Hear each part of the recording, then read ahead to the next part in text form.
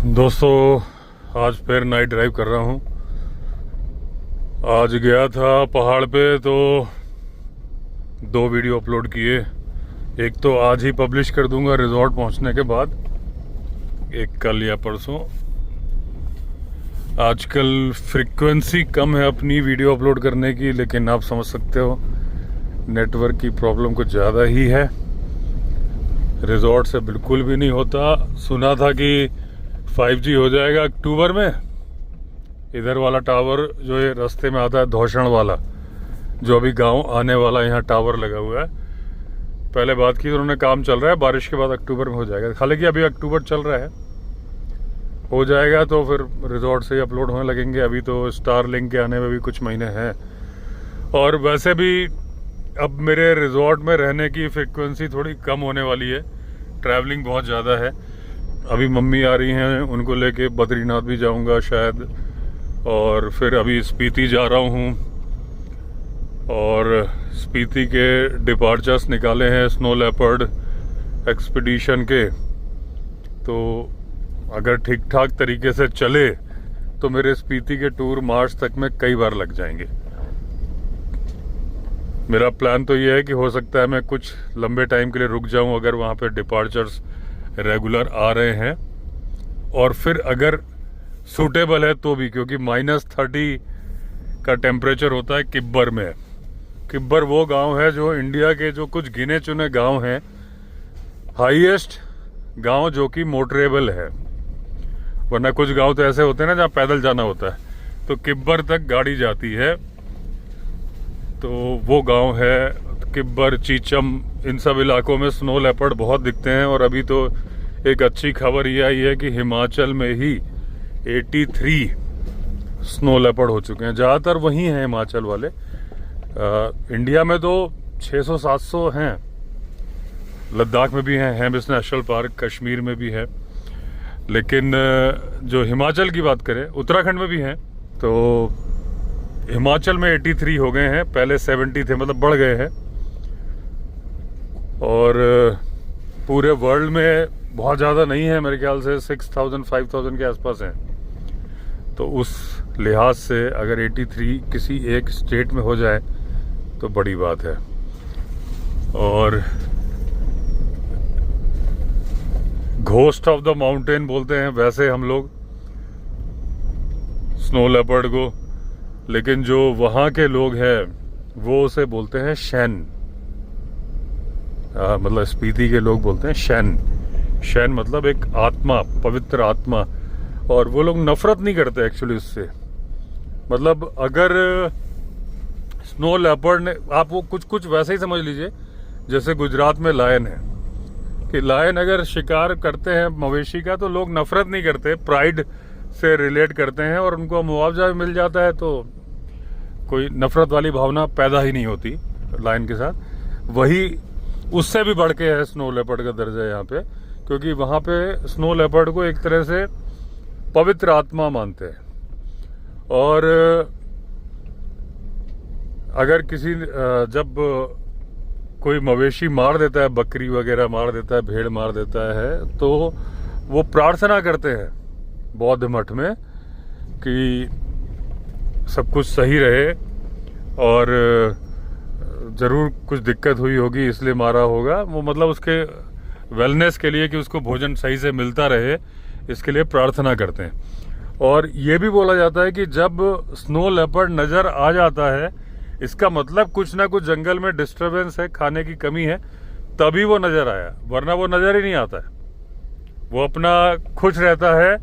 Blue sheep यानी कि भराल, ibex, इस तरह के जानवर खा के खुश रहता है।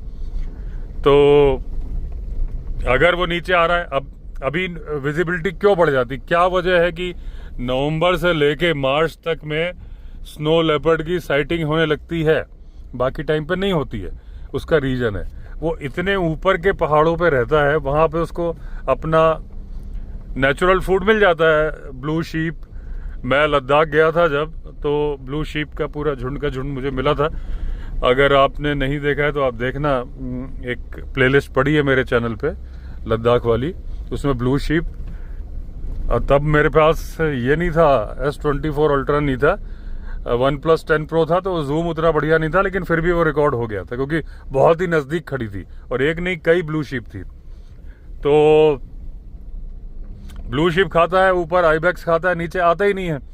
अच्छा, अब जब बहुत ज़्यादा ठंड पड़ जाती है तो क्या होता है कि ऊपर जानवरों के लिए, जो आइबैक्स ब्लू शीप के लिए, जो वो क्या खाते हैं भाई, वो हर्बीवोरस जानवर है तो घास ही तो खाते हैं। अलग अलग चट्टानों में घास लगी होती है, वो खाते हैं इधर उधर। अब जब पूरा बर्फ से पट जाएगा तो कैसे खाएंगे, वो भी थोड़ा निचले इलाके में आ जाते हैं। अब स्नो लेपर्ड कैसे रहेगा भाई, भूखा थोड़ी ना मरेगा, बर्फ तो खाएगा नहीं, तो उसे भी जो जानवर खाने, जब वही नीचे आ गए तो वो भी नीचे आ जाता है। उसको थोड़ा और एक और एडवांटेज हो जाता है नीचे आके कि यहाँ पे उसको भेड़ बकरी मिलने लगती है, तो इस तरह से इस टाइम पे दिखने लगता है। दूसरा एक रीजन क्या होता है कि इस टाइम पे बैकग्राउंड पूरा हो जाता है वाइट, तो स्नो लेपर्ड कैमरे में विजिबल हो जाता है। और जब मान लीजिए वो नीचे आ भी गया है, बर्फ गिरने में टाइम है, वो आइबैक्स वगैरह को तो पहले से मालूम है ना ब्लू शीप को कि भाई बर्फ गिरने वाली है, तो वो नीचे आ जाते हैं पहले से। लेकिन जब बर्फ गिरी नहीं होती तो जो रॉक्स होती है और उसका कलर इतना बढ़िया कैमोफ्लेज होता है स्नो लेपर्ड कि वो होते हुए भी नजर नहीं आता। तो स्नो के टाइम पे, क्योंकि वो पूरी तरह से वाइट नहीं होता ना, वो ब्राउन पैच होते हैं, तो स्नो में नजर आ जाता है, तो विजिबिलिटी बढ़ जाती है। और दूसरा कारण है कि वो ऊपर से नीचे आ जाता है, तो इस वजह से इस टाइम पे एक्सपीडिशंस होते हैं स्नो लेपर्ड के। तो गुरखा लेते वक्त जो मैंने बहुत सारी बातें गौर की थी, एक तो अभी आज एक अच्छी खबर मुझे मिली, न्यूज़पेपर में खबर आई है कि फोर्स कंपनी ने डिसीजन लिया है अपने सारी गाड़ियों के लिए, टेम्पो ट्रैवलर, अर्बानिया, फोर्स गुरखा, कि रोड 3 साल तक, गाड़ी लेने के 3 साल बाद तक road side assistance free of cost है, जिसमें 100 किलोमीटर टोचन करना भी शामिल है। तो ये बहुत बड़ी बात है, क्योंकि पहले मैंने सुना था कि 30 रुपीज़ पर किलोमीटर लेता है इनका मिस्त्री जब पहाड़ पे जाता है। जो नेगेटिव पॉइंट्स थे इसके लिए वो ये थे कि मारुति की तरह से नेटवर्क नहीं है फोर्स मोटर का, महिंद्रा की तरह भी नहीं है, टाटा की तरह भी नहीं है। जो बातें मैंने कंसीडर पहले की थी कि भाई अगर कहीं दिक्कत आ गई, अब जैसे ऋषिकेश है तो ऋषिकेश में मारुति के सर्विस स्टेशन हैं, 2 हैं मेरे ख्याल, 2 तो मैं जानता हूं जिनमें गया हूं मैं। टाटा वगैरह से मेरा लेन देन पड़ा नहीं अभी, तो महिंद्रा टाटा पे मैंने ध्यान नहीं दिया, लेकिन मारुति के हैं। लेकिन अगर मुझे फोर्स गुरखा की करानी है सर्विस, तो मुझे अगर यहाँ करानी है तो देहरादून जाना पड़ेगा। और वैसे तो मेरा चक्कर लगता ही है इंदिरापुरम का, तो मैं जनरली में सर्विस वगैरह इंदिरापुरम में ही कराऊंगा जो प्री प्लान्ड है, नोएडा में जहाँ से ली है मैंने गाड़ी। और लेकिन अगर इमरजेंसी वाली कोई सर्विस है तो फिर तो मुझे देहरादून ही करानी पड़ेगी। यहाँ पे पहाड़ों पे नेटवर्क है, मैंने पता किया, क्योंकि ऐसा नहीं है गुरखा गाड़ी कम है, लेकिन इनकी टेम्पो ट्रैवलर मतलब फोर्स ट्रैवलर तो बड़ी सुपर हिट गाड़ी है, पूरे में चलती है, तो नेटवर्क तो है सर्विस का। तो ये जो नेगेटिव पॉइंट था, तो उसके लिए मैंने जब पता किया था, क्योंकि मेरे दोस्तों के पास में 250-300 टेम्पो ट्रैवलर हैं, फोर्स ट्रैवलर, सबसे पूछा था क्या प्रॉब्लम, क्योंकि इंजन सब गाड़ियों का बराबर है, फोर्स ट्रैवलर का, अर्बानिया का, गुरखा का इंजन सेम है। BHP का फर्क है, BHP इसमें ज़्यादा है, 140 है, उनकी वहाँ 115 है। तो वो सब जो DPF इश्यूज होते हैं वो सब मैंने पता किया था। तो मेरे दोस्तों के साथ तो नहीं आए थे, लेकिन उन्होंने बोला कि अगर कोई प्रॉब्लम आती है तो 30 रुपीज़ पर किलोमीटर मिस्त्री लेता है पैसे, ऑन साइट ठीक करता है, ऐसा मैंने गाड़ी खरीदने के पहले सुना था। अब ये जो खबर आई है तो ये 3 साल तक तो ये हो गया कि भाई फ्री है, जब आप बुलाओगे तो वो फ्री ऑफ कॉस्ट जाएगा, इवन टोचन भी 100 किलोमीटर फ्री है। तो ये बड़ी बात है, काफ़ी बड़ा खर्चा बच जाता है। पहले में तो मैं टोल फ्री नंबर पता करूंगा। हाँ, मुद्दे की बात है कि वो टोल फ्री नंबर उठना भी चाहिए, क्योंकि जब मैं गाड़ी खरीद रहा था तो जिस शोरूम में फ़ोन करो इनका टोल फ्री तो उठता ही नहीं है। देहरादून का कर करके परेशान, कोई नहीं उठाता था, नोएडा का नहीं उठाता था, मैंने इंदौर से भी कोटेशन लिया था, इनका टोल फ्री कोई नहीं उठाता था, जो शोरूम वाला है, सेल्स वाला। और जो हाँ, जो इनके नंबर अगर आपके पास एग्जीक्यूटिव के नंबर है तो वो उठाते हैं, वो ठीक है। थोड़ी बहुत समस्या थी इनके साथ, तो भाई क्योंकि मैंने तो पैसे देके गाड़ी खरीदी है, मैंने कोई ऐसा नहीं है कि इनकी सिर्फ पॉजिटिव रिव्यू देने, क्यों देने भाई, जब नेगेटिव है तो नेगेटिव देने। तो जब गाड़ी खरीदने के टाइम पे टोल फ्री नहीं उठा रहे थे तो कस्टमर कितना उठाएगा वो देखना पड़ेगा। वो मैं कोई टेस्टिंग के लिए तो करूँगा नहीं कॉल, जब मुसीबत आएगी तभी करूँगा, तब मालूम चल जाएगा। यूपी में कहावत है, नाई नाई कितने बाल, बोले सामने आ रहे हैं देख लेना। तो जब वो आएगा तो अगर अच्छा है तो मैं अच्छा बोलूँगा, बुरा है तो बुरा बोलूँगा। बाकी ये जो करोल बाग से लाइट लगवाई थी, एक लाइट बंद हो गई है, प्रोजेक्टर लाइट। कई लोग बोल रहे हैं प्रोजेक्टर लगवा, अरे प्रोजेक्टर ही लगवाई भाई, अच्छे खासे पैसे दिए हैं। और वाटर प्रूफ लगवाई है। मैंने पहले बता दिया था कि मेरा पानी में जाने का काम है, तो ऐसी जो लाइट जो पानी से खराब होती है लगाना ही मत। तो उन्होंने ठोक के जो दी कि एकदम गारंटी है इसमें, तो मैं अभी मैसेज कर दिया। उन्होंने कहा ठीक है आप ले आना, हम चेंज कर देंगे या ठीक कर देंगे, जो भी प्रॉब्लम है। आज ही मैंने नोटिस किया था कि भाई एक जल रही है लेफ्ट वाली, राइट वाली नहीं जल रही, तो फोटो खींच के उनको भेज दी है। तो दूसरा जो मैंने बताया था, इसका थ्रो अच्छा नहीं है। तो मैं क्योंकि बटन ढूंढ रहा था राइट हैंड साइड में, क्योंकि स्कॉर्पियो में भी राइट में था, सिलेरियो में भी राइट में था, उसके और इंडिगो में भी राइट में था। उसके पहले वाली गाड़ियों में वो ऑप्शन था ही नहीं लाइट को ऊपर नीचे करने का, तो इसमें मुझे मिल नहीं रहा था। लेकिन जब मैंने वीडियो बनाया तो किसी सब्सक्राइबर ने कमेंट करके बताया मुझे कि इसका जो लाइट वाला बटन है वहाँ पे है, तो मुझे मिल गया। तो थ्रो ठीक हो गया है। मैं अभी दिखाता हूँ उसको बंद करके।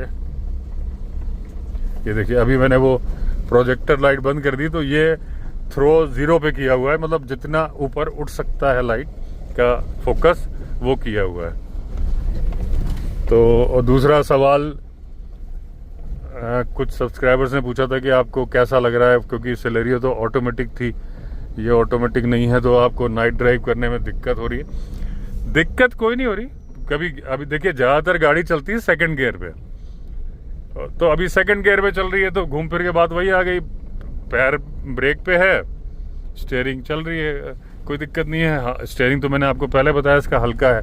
गाड़ी बड़ी है, लेकिन गाड़ी में किसी भी गाड़ी में आप बैठोगे आपको थोड़ी देर में ही उसका आपका बिल्कुल हाथ वैसे ही सेट हो जाता है। स्पेशली मेरे साथ दिक्कत नहीं है, क्योंकि मैंने 9 साल स्कॉर्पियो चलाई है, थोड़ा बहुत 19-20 का ही तो फ़र्क है, ये स्कॉर्पियो से बड़ी है। इमीडिएट में देखेंगे तो है, लेकिन मतलब मुझे कोई दिक्कत नहीं आ रही है। वो आप देख रहे होगे कि मैं गाड़ी चला रहा हूँ तो आपको भी दिख रहा होगा, मैं उतना ही कंफर्टेबल होकर इसको चला रहा हूँ जितना मैं सिलेरियो को चलाता था। उल्टा क्योंकि ये ऊंची गाड़ी है तो थोड़ा ज़्यादा ही कंफर्टेबल हूँ ऑफ रोडिंग में, तो कोई प्रॉब्लम नहीं है। ये जो लाइट आफ्टर मार्केट लगवाई है ये थोड़ी सी प्रॉब्लम कर रही है, ठीक है कि थोड़ी बहुत प्रॉब्लम आनी चाहिए, ज़रूरी होता है, उससे नज़र नहीं लगती। तो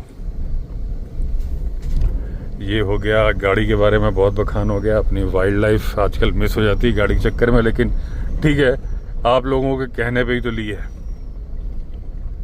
सारा डिस्कशन तो मैं आप लोग से ही करता हूँ। कहाँ अपनी बात शुरू हुई थी, जिमनी ली जाए कि नहीं ले जाए। बहुत लोगों ने मुझे पर्सनल मैसेज किए। गुरखा तो मेरे उसमें ही नहीं थी, बजट के बाहर थी।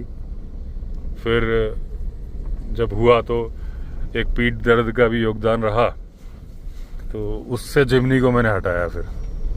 वरना जिमनी मेरी निगाह में ख़राब गाड़ी नहीं थी, लेकिन फिर मैंने इसके पॉजिटिव पॉइंट ढूंढने शुरू किए, क्योंकि इसके बहुत अच्छे हैं। अब जब ली तो बहुत सारे लोग कमेंट करते हैं। इवन जब मैं आरटीओ ऑफिस गया, आरटीओ ऑफिस नहीं बोलना चाहिए, आरटीओ बोलना चाहिए, क्योंकि लास्ट का वो तो ऑफिस का ही है, तो रीजनल ट्रांसपोर्ट ऑफिसर। तो आरटीओ में गया तो जो एजेंट हैं भट्टी जी, वो भी, और जो चेक कर रहे थे काफ़ी, जो गाड़ी देखते हैं पहले, वो भी बोले गाड़ी तो ये है असली। वो बोले कि बिना मतलब में लोग दूसरी गाड़ियों में चौड़े चौड़े टायर लगा के घूमते रहते हैं, ये है गाड़ी, ऐसे करके सारी बातें। तो मतलब हर कोई तारीफ कर रहा है, तो गाड़ी अच्छी है, मुझे भी अभी तक अच्छी लग रही है। जहाँ कुछ नेगेटिव था, आपने बताया ना कि शोरूम वाले टोल फ्री पे कॉल ही नहीं उठाते थे। और क्यों नहीं उठाते थे, मैंने पहले बोला, जब मेरे को 1-2 बार थोड़ा गुस्सा आया ना, तो मैंने बोला कि मैंने कहा कंपनी को गुरखा को अलग करना चाहिए। फोर्स ट्रैवलर और जो सारे ऑफिशियल्स एक साथ हैं, ये एक गलत बात है, क्योंकि आपकी गाड़ी अपने आप बिक रही है फोर्स ट्रैवलर। तो गुरखा आप बेच रहे हो नहीं बेच रहे, आपकी नौकरी पे, आपके इंसेंटिव पे फर्क ही नहीं पड़ रहा। तो आप उतने डेस्परेट हो ही नहीं इस गाड़ी को बेचने में। अगर एक डिपार्टमेंट अलग बना दिया जाए जो फोर्स गुरखा ही सेल्स देखे, फिर देखो कैसे आदमी डेस्परेट होकर बेचेगा। क्योंकि अभी तो आपके फिगर्स, टारगेट से ज्यादा बिकती है फोर्स ट्रैवलर, मैंने पता किया। तो बाद में सब ठीक है। अभी नंबर प्लेट भी आ चुकी है गाड़ी की, नोएडा से आज कुरियर किया है, तो कल परसों में आ जाएगी, तो नंबर प्लेट फिट करा लूँगा। उसके बाद आरसी मिलेगी मुझे, क्योंकि उन्होंने यहाँ के जो एजेंट, उन्होंने बोला कि जब वहाँ से वो क्लोज हो जाता है, आज तक क्लोज नहीं हुआ था, नंबर प्लेट आ गई, लेकिन जब उनको फ़ोन किया, उन्होंने चेक किया कि बोले अभी तक क्लोज नहीं किया है, नंबर प्लेट वाले कुछ करते हैं जो भी है क्लोज। चलो आज नहीं तो कल कर देंगे, तो फिर कंप्लीट हो जाएगा काम। अभी दोस्तों एक वाइल्ड लाइफ की बात करें तो एक खबर आई कर्नाटक से, MM हिल्स है शायद जगह, जहाँ टाइगर को जहर देके मार दिया और 3 टुकड़ों में काट दिया, उसकी बॉडी मिली। तो जो वहाँ के मिनिस्टर, वहाँ एक वो वाइल्ड लाइफ सेंचुरी है, टाइगर रिजर्व नहीं है, तो जो मिनिस्टर है उन्होंने कहा कि भाई जो एक्शन लेने के लिए बोला, उसमें यह है कि पहले तो इसको टाइगर रिजर्व डिक्लेयर किया जाए, और दूसरा बाकी तो रेगुलर है जो दिया। एक बढ़िया जो मुझे लगा, उन्होंने इंस्ट्रक्शंस दिए कि अगर पहले तो सारे मवेशी के काउंटिंग करवाओ किसके पास कितने हैं। दूसरी बात, जब किसी का मवेशी टाइगर मारे तो मुआवजा फौरन दिया जाए। ये डिमांड मैं बहुत पहले से उठाता आ रहा हूँ दोस्तों की असली झगड़े की जड़ है मुआवजा का डिले होना। 3-3 साल से फाइल पेंडिंग रहती है, और मैंने पहले भी बताया है ये ज़बरदस्ती पेंडिंग रखने वाली बात है। ऐसी कोई इंक्वायरी नहीं हो रही होती 3 साल तक, और 3 साल तक इंक्वायरी कैसे होगी? वो सिर्फ ठंडे बस्ते में, या तो आपके पास बजट नहीं है या आप फाइल को दबा के रख रहे हो। ये फॉरेस्ट डिपार्टमेंट के लिए बोल रहा हूँ मैं। जनता परेशान हो रही है। अगर आप उसमें, ये नहीं कि जनता हमेशा सच्ची है, नकली केसेस भी आते हैं, ये भी सच्चाई है।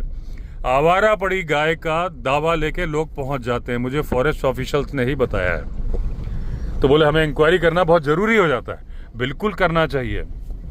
अगर सच्चा केस है तभी मुआवजा देना चाहिए, झूठा है तो बिल्कुल नहीं देना चाहिए। लेकिन ये सारे जांच 3, 4, 5, 6 दिन में तो हो जाती है, 3 साल में थोड़ी ना होती है। ऑन द स्पॉट आपने देखा, जो इंक्वायरी करनी है, घटनास्थल पे पहुंचे, आपने वो आपका क्या कहते हैं, लोकेशन निकाली और ऐप से निकाल दिया लोकेशन, जो भी है, उसी दिन आपको मालूम चल गया कि ये गाय का मालिक असली है कि नकली है। और नहीं मालूम चला तो आगे 3 साल बाद भी मालूम नहीं चलेगा। अब वो जो पेंडिंग चल रहा है उसके लिए कई बार बोलते हैं कि बजट नहीं है, तो बजट के लिए आगे बोलना चाहिए, गवर्नमेंट को देखना चाहिए, क्योंकि ऐसी कंडीशन में लूजर टाइगर हो जाता है। मुआवजा फॉरेस्ट डिपार्टमेंट नहीं देता, खामियाजा भुगतना पड़ता है टाइगर, क्योंकि जनता के साथ दुश्मनी, जो मैंने अभी बताया कि स्नो लेपर्ड से दुश्मनी नहीं करते स्पीति के लोग, वो धार्मिक कारणों से जोड़ के उसको शैन बोलते हैं। गुजरात के लोग भी नहीं करते, क्योंकि मुआवजा अच्छा मिलता है वहां पे, टाइमली मिलता है, जो मेरी जानकारी है। अगर ये सिस्टम चालू कर दे तो टाइगर की भी लोग पूजा करना शुरू कर देंगे। भाई माता का तो वाहन है ना, धार्मिक कारणों से पहले भी जुड़ा है, लेकिन जब रोजी रोटी पे लात पड़ती है और नुकसान हो लगता है, जिस आदमी के पास पैसा है वो गाय, उसकी गाय मार दी, भैंस मार दी, वो उतना दुखी नहीं होगा कि चलो वही पैसे वाला है। जो गरीब होता है ना, कहीं से लोन लेके उसने किया होता है, अब उसके बाद में उसकी भैंस, गाय तो सस्ती आ जाती है और भैंस आती है महंगी, तो भैंस को जनरली खुले में चरने को छोड़ते भी नहीं। मैंने पहले भी बताया कि वो भैंस के साथ तो चरवाहा रहेगा ही रहेगा, गाय को छोड़ देते हैं क्योंकि सस्ती है, तो वो सोचते हैं भाई चलो ठीक है, उतना लॉस नहीं होगा। भैंस मारने पे, इसीलिए मैंने बताया कि अगर भैंस मारी है टाइगर ने तो फॉरेस्ट डिपार्टमेंट को फौरन चौकन्ना होना चाहिए, क्योंकि आक्रोश बहुत ज़्यादा होता है भैंस मारने में, इकोनॉमिकल लॉस बहुत ज़्यादा हुआ। एक आदमी की रोजी रोटी ख़त्म हो जाती है। लोन लेके उसने लिया, वो लोन तो खड़ा है, साहूकार से लिया, किससे लिया, लेकिन वो चुकाना है, भैंस मर गई, तो वो पागल हो जाता है। तो वो ऐसे आक्रोश की भावनाएं होती हैं। तो ये जो मंत्री जी ने निर्देश दिए वो मुझे बहुत पसंद आए कि मुआवजा तत्काल प्रभाव से दिया जाए, आधी समस्या खत्म हो जाएगी टाइगर की डेथ वाली।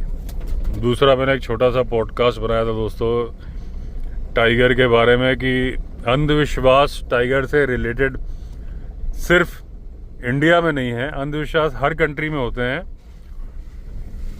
तो वियतनाम का एक किस्सा मैंने बताया था आपको कि वियतनाम में मोई जनजाति के लोग थे, टाइगर वहाँ पर हमले करता था तो वो रिपोर्ट नहीं करते थे। जैसे कि मैंने आपको पहले बताया कि सुंदरबन के लोग टाइगर को टाइगर नहीं बोलते जंगल में।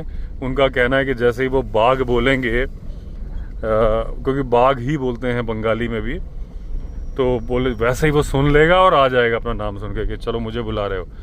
जैसा कि बाकी जगह मैंने अपने बचपन का किस्सा बताया था कि हम लोग रात में स्नेक का नाम नहीं लेते थे। अभी भी देखिए मैंने इंग्लिश में बोला है क्योंकि वो जो दिमाग में फीडेड है ना, तो वो तो है, मान्यताएं तो जुड़ी होती है हमेशा। और मान्यताओं का दोस्तों सम्मान करना चाहिए, कभी भी हंसी नहीं उड़ानी चाहिए। मैं कभी नहीं उड़ाता। तो मैंने बताया था कि हम लोग नाम नहीं लेते थे। तो इवन अभी भी आप देखोगे, अगर आप एक वीडियो मैंने नाइट केज कैंपिंग का बनाया था ऊपर, जिसमें रात को कोई जानवर वो प्रसाद खा के चला गया था जो पुष्कर ने रखा था, और जिसमें हमारे हरि मोहन जी ने दरवाज़ा बंद करना भूल गए थे। वो तो मैंने क्रॉस चेक किया तो पता चला कि बंद नहीं है, आपको याद होगा। तो पहले जब दिन में सेटअप लगा दिया था, रात को जब गए, वो दिन थे गर्मी के, मेरे ख्याल से मार्च के थे, रात को ठंडक सी थी हल्की, तो मार्च का रहा होगा, मार्च अप्रैल का। तो मैंने पहले चेक करने को बोला था कि देखो देवता तो नहीं है। तो बहुत सारे लोगों ने बोला कौन से देवता, क्या, तो मैंने फिर कमेंट में लिख के बताया वैसे तो मैं बोल सकता था कि स्नेक तो नहीं है, लेकिन मेरे दिमाग में फीडेड है, वो परंपराएं तो मेरे दिमाग में रहती है हमेशा। आधा तो देवता से मतलब था मेरा नाग देवता, कि मैंने बताया कि भाई देखना, क्योंकि टेंट थे उसके अंदर तो नहीं है, जिप शायद खुली थी उस टाइम पे। और ये भी आप ध्यान रखो, अगर आप कैंपिंग करो तो आप जिप बंद करके जाओ। वो उस दिन ये गलती थी, मतलब जब सेटअप लगाया दिन में तो मैं चला गया था, ये लोग बाद में आए तो ये जिप खुली छोड़ के आ गए थे। तो जब मैंने देखा तो मैंने फिर पूरा ढंग से चेक कराया था अंदर गद्दे वद्दे हटा के कि भाई कुछ है तो नहीं। लेकिन कभी भी आप कैंपिंग करो तो जिप कभी खुली छोड़ के मत जाओ। कैंपिंग से मुझे अभी किस्सा याद आ गया कि वेस्ट ओंटारियो ऐसी कोई जगह है लेक, वहाँ पे कैंपिंग कर रहा था कोई आदमी और वहाँ पे भालू ने अटैक कर दिया। तो भालू ने जब अटैक किया तो चाकू जो था उसका थोड़ा दूर था, लेकिन उसके पास तीर, वो कुछ या तो फिशिंग करने या जिस हिसाब से गया होगा, तीर कमान था। पहले उसके ऊपर उसको जो उसने अपनी, वो जिंदा बच गया, उसने जो अपनी आप बीती बताई तो उसने बताया कि मुझे पहले उसने मुझे कंधे से पकड़ा और मेरे कंधे मुझे जलन सी, दर्द के साथ जलन महसूस हुई, मतलब इतना तेज प्रेस किया। बाद में पता चला कि रीढ़ की हड्डी बच गई थी, उसके बगल में किया था। तो उसको लगा मेरी मौत आ गई। लेकिन फिर उसका 17 साल का बेटा था जिससे वो बहुत प्यार करता था, उससे अपने बच्चे का ध्यान आया। उसने कहा मेरा बेटा क्या कैसे सरवाइव करेगा मेरे बिना। उसने कहा मैं ऐसे तो नहीं मर सकता। चाकू नहीं मिला तो उसने वो तीर का नोक के साथ दे दे दे भालू को मारना शुरू किया। भालू भी चौंक गया, वो तो करीब 15 कदम दूर हट के चला गया। उतने में ये आदमी भाग के साइड हो गया। तो इस तरीके से जान बची। तो कैंपिंग में बहुत सावधानी रखिए, खाने का सामान दूर रखिए। उस दिन अगर आप जिस कैंपिंग के जिक्र से मुझे ये घटना याद आई है, आप देखोगे तो हमने जो वेज बिरयानी बनाई थी तो प्रसाद भी रखना था, दूर रखा। वो एक पुष्कर ने निकाला कि भाई निकाला जाना चाहिए, जब आप जंगल में हो ना तो थोड़ा सा सम्मान करना चाहिए जंगल का, तो दूर रखा था। और वो गायब भी हो गया था, जो भी जानवर खा गया हो। भालू तो नहीं आया होगा, लेकिन हाँ रात को लेपर्ड वगैरह कोई आया था, क्योंकि बिल्कुल नज़दीक में स्पॉटेड डियर की अलार्म कॉल हो रही थी रात को। लेकिन वहाँ भालू भी आता है, तो हमने पूरी सावधानी बरती थी। खाने का कोई भी सामान रखा नहीं था वहाँ पे, वो ध्यान रखिए आप। और ये ध्यान रखिए कि आपको भालू के इलाके में पेपर स्प्रे या बेर स्प्रे, इंडिया में बैंड है शायद बेर स्प्रे, लेकिन होना चाहिए इन इलाकों में, अवेलेबल होना चाहिए सेफ्टी के लिए, क्योंकि जानवर की भी सेफ्टी है। भाई बेर स्प्रे मार दोगे उसको कोई दिक्कत नहीं, इरिटेशन होती है लेकिन उसकी जान तो बच जाती है, इंसान की भी जान बच जाती है। तो क्योंकि बेर स्प्रे का जो थ्रो है ना बहुत लंबा जाता है, असली पर्पस सॉल्व करता है। पेपर स्प्रे वो पर्पस उतना सॉल्व तब करता है जब आपके ऊपर चढ़ ही जाएगा वो, तब अगर आपका है तो मार दोगे तो आप बच जाओगे। ऐसे एक घटना हुई है साइबेरिया में, टाइगर एक आदमी के ऊपर चढ़ गया था, तो फाइनली बेर स्प्रे था उसके पास, मारा था और उससे टाइगर भाग गया था एकदम नज़दीक से। लेकिन बेर स्प्रे होगा तो बड़ा कैन होता है, प्रेशर ज़्यादा होता है, गैस ज़्यादा होती है, दूर से चला जाता है तो भालू भाग जाता है। क्योंकि इंडिया में भी भालू के हमले की बहुत घटनाएं होती हैं। ये जो घटना बताई है तो मेरे ख्याल से ग्रिजली बेयर की थी, लेकिन इंडिया में जो होती है ज़्यादातर घटनाएं स्लॉथ बेयर की है। और बहुत ज़्यादा महुआ के टाइम पे तो भालू के हमले की घटनाएं बहुत ज़्यादा बढ़ जाती हैं। भालू के हमले से कैसे बचे, मैंने पूरा एक वीडियो बनाया है, क्योंकि घटना यहाँ आई और क्योंकि कहीं ना कहीं वाइल्ड लाइफ से जुड़ी बात है तो बता देना बार बार अच्छी बात होती है। एक व्यक्ति की भी जान बचेगी, बहुत बड़ा काम है। दोस्तों, एक भालू के बारे में मिथक चलता है कि भालू आए तो डेड प्ले करो, मतलब मरने की एक्टिंग करो। ये बहुत बड़ी गलत धारणा है, बिल्कुल ऐसा मत करो। अभी अब मैंने आपको जो उदाहरण बताया उसमें उसने फाइट किया तो जान बची, मरने की एक्टिंग करता तो भालू कहेगा चल भाई तू फाइट भी नहीं कर रहा और अच्छा है, मैं अच्छे से तसल्ली से मार देता हूँ तुझे। तो ये बिल्कुल गलत धारणा है कि भालू के सामने डेड प्ले करना चाहिए, बिल्कुल फाइट करना चाहिए। लेकिन पहले तो सबसे पहले कोशिश करनी चाहिए कि सामना ही ना हो, और सामना ना हो उसके लिए मैंने पहले बताया कि डंडे में घंटी बांध के रखो, चलते चलो, मोबाइल में गाना बजाते चलो। भालू आपके साथ झगड़ा नहीं चाहता है, वो दूर से सुन लेगा, साइड हो जाएगा। बच्चे वाली माँ होगी वो भी साइड हो जाएगी, बच्चों को लेके सुरक्षित चली जाएगी। अगर अचानक से सामना हो गया वो हमला करेगी ही करेगी। एक बार दूसरा भालू हमला करेगा कि भाग जाएगा, इसमें 50-50 चांसेस है। माँ अगर बच्चे के साथ है तो 100% चांसेस है कि वो हमला करेगी। तो आपको ध्यान ये रखना है कि सडन एनकाउंटर ना हो, और उसके लिए होना चाहिए आवाज करके चलोगे, बातें करते चलोगे जोर से, तो वो पहले ही साइड हो जाएगा। नंबर 1 चीज। नंबर 2, अब अगर सामने आ गया, अब मैंने 2 केसेस बताए, एक तो बच्चे वाली माँ है, उसमें तो हमला करेगी ही, लेकिन एक दूसरा भालू है जो बच्चे मतलब मेल है, उसके मूड पे डिपेंड करता है कि वो आप पे हमला करेगा कि चला जाएगा। अब वो जो मूड पे डिपेंड करता है, उस दौरान अगर आप उसको घूर रहे हो आंखों में आके डाल के, तो वो जो 50% उसके वापस जाने के चांसेस थे वो भी 100% में कन्वर्ट हो जाएंगे, हमला कर देगा कि अच्छा तुम मेरे को घूर रहे हो। ऐसा हर जानवर के साथ है। अगर आप 1 to 1 घूरोगे, इसकी कई परिस्थितियां होती है, मैंने बहुत बार बताया, लेकिन जितनी बार भी बताया जाए कम है, क्योंकि ये इंसान की जान बचाएगा कभी ना कभी।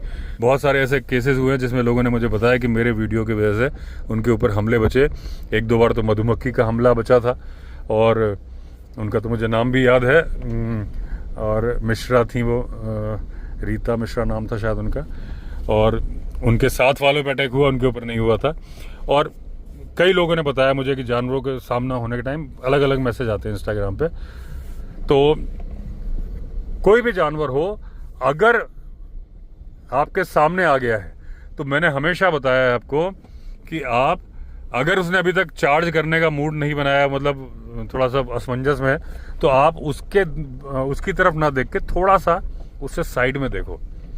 मतलब वो क्या कर रहा है वो आपकी विजन में होना चाहिए, उसकी हरकत की चार्ज कर रहा है कि भाग रहा है, लेकिन उसका आई कांटेक्ट ना रहे। आप थोड़ा सा राइट हैंड साइड में देख रहे हो या लेफ्ट में देख रहे हो, लेकिन निगाह बना के रखनी है। ऐसा नहीं कि आप दूसरी तरफ देखो आप पे हमला कर दे। अब अगर वो थोड़ा थोड़ा दाएं बाएं जा रहा है तो बस वो आप इसी तरीके से उसको ये दिखाओ कि मैं तुम्हें नहीं देख रहा हूं। अब वो जा रहा है, अच्छी बात है। अगर वो नहीं जा रहा है और आप पे हमला कर रहा है तो आई कांटेक्ट करना है। मतलब जब मरता क्या ना करता वाली बात है। देखिए इस वाले मोड़ पे भी कट जाती है गुरुखास की टर्निंग रेडियस बहुत बढ़िया है ये, लेकिन 3 डोर का है। अगर ये 5 डोर होती तो अभी मुझे यहाँ बैक करनी पड़ती। इसका 5.50 का टर्निंग रेडियस है, उसका 6.50 का है, और जिमनी का तो बहुत ही ख़राब है। तो सिलेरियो से 19-20 का इसका फ़र्क है, लेकिन बढ़िया है। मतलब जिस पर्पज़ के लिए 3 डोर ली थी उसमें से एक ये भी तारीफ़ है। आपने देखा कितनी बढ़िया घूमी। तो अगर जानवर चार्ज कर रहा है फिर उसको घूरो, हा करके चिल्लाओ, उसकी तरफ चार्ज करो, उसको फिर मारो, जो करना है, डंडे से मारो, पत्थर से मारो, क्योंकि उस वक्त तो अटैक इज़ बेस्ट डिफेंस, क्योंकि वो चार्ज कर चुका है। लेकिन जब वो उसका मूड अभी पता नहीं कि हमला करेगा नहीं करेगा, तो उसकी आंखों में आंखें डाल के मत देखो, थोड़ा सा साइड में देखो, निगाह बना के रखो, उसको दिखाओ कि मैं तुम्हें नहीं देख रहा हूँ। तो ये बातें अपनी हो गई। अब यहाँ तक तो दोस्तों मैं एक हाथ से चला के आ गया, क्योंकि सेकंड गियर में गाड़ी चल रही थी, कोई दिक्कत नहीं। अब यहाँ मुझे फर्स्ट गियर भी डालना है तो मैं, और पानी से निकालना है, क्योंकि ये थोड़ा उबड़ खाबड़ ज़्यादा है, यहाँ पे फर्स्ट गियर में चलना होता है। तो बॉडी रोल इसमें बहुत ज़्यादा है अभी ऐसे रास्ते में ना। अभी देख रहे हो आप, बॉडी रोल बिल्कुल नहीं था जब मैं चलता हुआ आया, लेकिन इस रास्ते में आप देख रहे हो कितना उबड़ खाबड़ है कि इसमें तो छोटी छोटी गाड़ी में बॉडी रोल हो जाए, एसयूवी में तो हो गई। तो कैमरा हिलेगा, आप इरिटेट हो गए। इसलिए ये जैसे ही हम पानी पार करेंगे, सभा समाप्त। पानी काफ़ी कम हो गया है, देखिए। तो इस वाले रूट से तो अभी भी छोटी गाड़ी भी आ रही है, जैसी भी चली हुई आप देख रहे हो, सामने रास्ता बना, थोड़ा उबड़ खाबड़ है, ढंग से चलेगी बाद में। वहाँ से एसयूवीज आ रही हैं उस वाले रास्ते से। तो चलिए दोस्तों, एंड करता हूँ वीडियो को। अगर आपने चैनल सब्सक्राइब नहीं किया तो चैनल सब्सक्राइब कर लीजिए। फिर मिलते हैं, तब तक के लिए all the best. Vande Mataram.